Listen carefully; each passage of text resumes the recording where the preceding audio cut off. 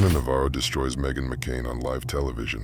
What really happened? Let's find out together. Bathtub with bubbles and champagne.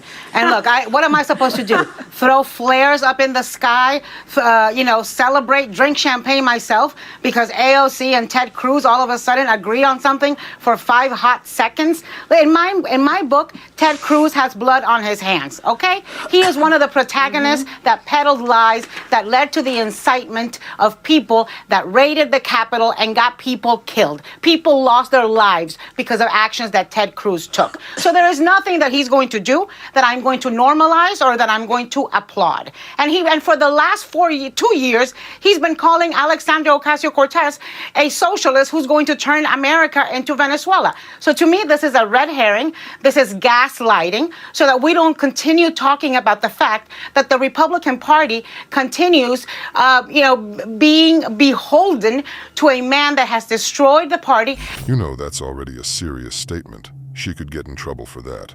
Does she even know what she's talking about? On 6th of January, senators and members of the U.S. House of Representatives had to approve the results of the presidential election, which was won by Democratic candidate Joe Biden.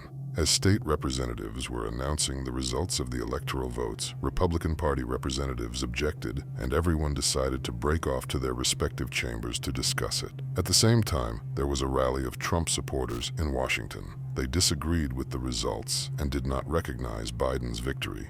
Current President Donald Trump also spoke at the rally. People were angry, and because of disagreement with the results, they decided to storm the Capitol and show their strength and independence. And continues being the place where whack jobs who are, QAnon conspiracy theorists and a threat to America, like Marjorie Taylor Greene, are finding a home. So I'm not going to focus on Reddit or Robinhood or any of those other terms I don't know. I'm going to focus on the fact that Ted Cruz has blood on his hands, and that's what I care about. And if they're going to agree on anything, let them agree on a COVID relief bill, or let them agree on raising the minimum wage. Get over the fact that you're just talking rubbish and misinforming people. I've already explained why people did it and stormed the Capitol. All the blame lies with the government who simply bought Biden's seat and screwed the American people.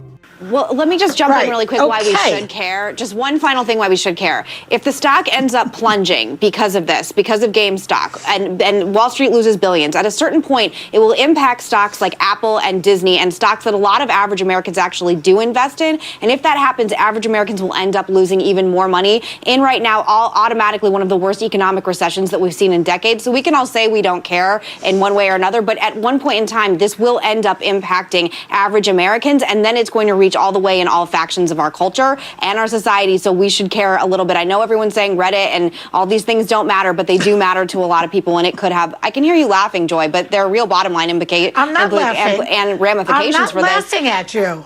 You know, this could really affect the people, and very much so. Everyone can be affected by a terrible government and their terrible decisions. The silly host of The View doesn't realize this, and that's why she's laughing. It's their style to mock the people, the ordinary people.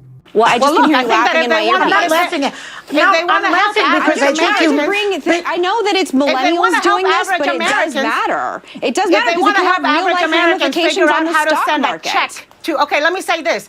There's a very quick way to help average Americans. Send them a check.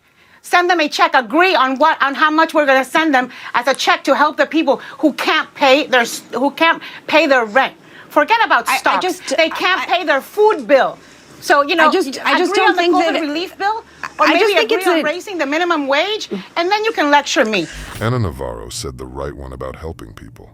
Unfortunately, Biden is not capable of that, and he spends our money on other countries. He is not helping us or saving us from poverty, unemployment. He sicked migrants on us and said they are just like us. Now they are robbing our homes, beating us and the police, and he is still bringing them into our country by the thousands. What do you think about that? Write your opinion in the comments, and don't forget to watch other shocking news on the channel.